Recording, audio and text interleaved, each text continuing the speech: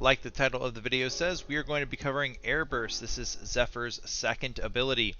So Airburst is interesting in the fact that because of the Helminth system, it has actually been buffed. So as they were going through their lists, I guess they decided certain abilities that they wanted to add weren't quite powerful enough in some way. So they've actually went ahead and tweaked the ability itself. So this is different than the nerfs to Roar and Eclipse and things like that, where they're nerfed inside the Helminth system only.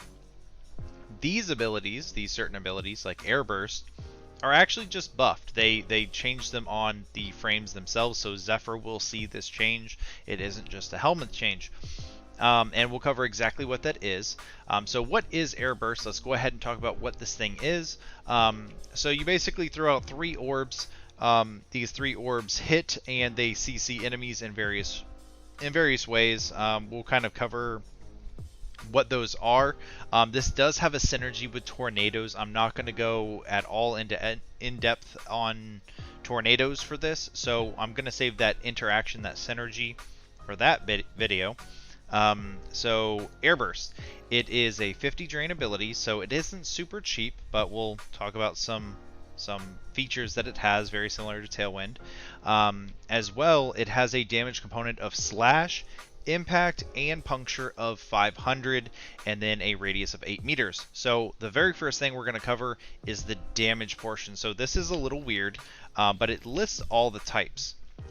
I'm not 100% sure why they listed it like this, but it is an old frame, it is an older skill, so I guess it kind of makes sense that it wouldn't be super great. So this is a charger.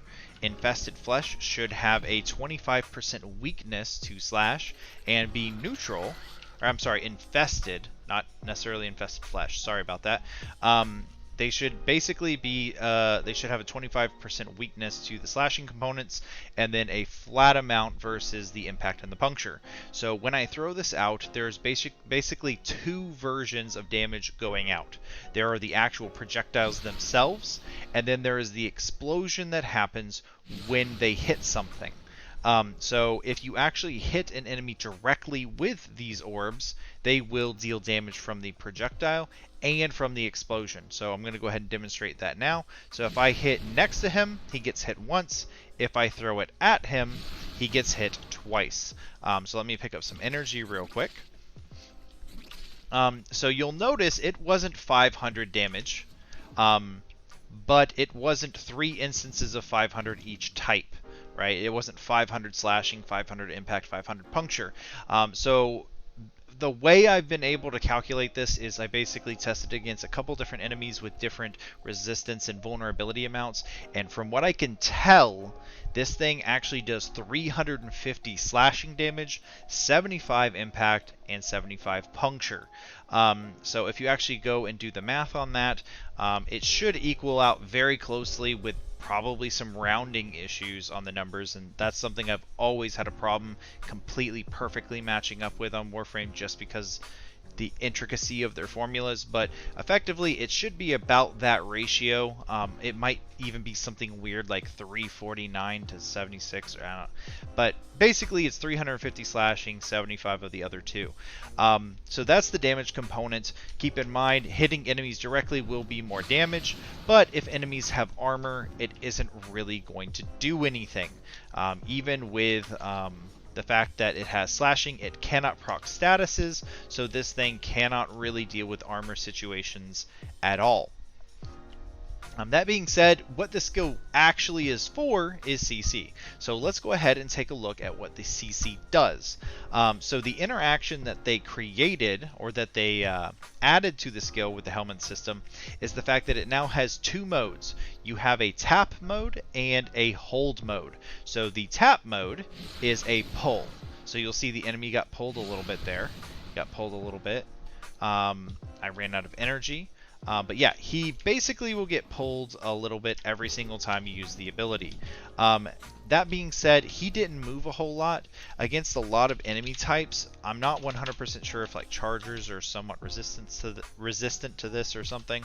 But if we throw on some more humanoid type enemies like heavy gunners, you're going to see that they do get pulled quite a bit more. So throwing it out, I hit, and you see that they got pulled back. But you will start noticing there's some inconsistencies with the pull. This is not like other pulls, not like in Snare or Larva or Vortex or anything, where it is a persistent effect. This is not some sort of black hole that applies constant and steady pressure. This thing is an instantaneous pull that pulls enemies, and if they collide with other things, they kind of go flying. So in general, you don't want to throw a pull into a group that is already pulled. You would want to pull them together, and then you would want to pull them to a spot next to it. That way you're going to minimize the chances of someone ragdolling, clipping with physics, and flying 20 feet away or something like that. So it isn't as good as the other pull abilities, even if they heavily nerf Larva in the Helminth system. However, this is a very decent upgrade for Zephyr, and it is a nice little increase to her kit. So she, for instance, scales particularly well with the Archiplasmor, which is an AoE weapon. This will allow her to group enemies up much more easily. So let's go ahead and talk about stat scaling, because this isn't immediately apparent. So normally on this kind of skill, you would just spam as much range as possible and just yank everybody into a spot. This one's a little different. So let's go ahead and throw a bunch of range on. So we have overextended, we have stretch, and we have auger reach. There's probably more. I don't have them. Moving on. So what we're going to do is we're going to reset all the enemies, and then I am going to start pulling them. So we have a very, very large radius of pull. I think it's like 21 meters at this point. So what I'm going to do is I'm going to get to the edge, and I'm going to pull them here. And you're going to see that the pull strength does not get them there. It doesn't get them there. So this thing's ability to actually pull an enemy doesn't seem to be affected by stats. And to prove that, let's just go and throw on Blind Rage, and we get some positive strength here, because we were in the negative. But even with a positive amount of strength, you're going to see that our pull doesn't really get any better. So hold on, let me edge out here, and then we're going to throw, and you're going to see enemies are pulled about where they were last time and about where they were, and then you throw it here and they get pulled a little bit more. So even if you increase this thing's range, it does not actually increase its ability to cluster enemies from all over. Now what will it do? It will ragdoll every enemy within range. So it is useful as a CC for that function. But it does not just outright pull all enemies, and that's probably its biggest weakness. Like, even if it wasn't a duration-based pull, if it could collect enemies from really, really far away, it would still be good.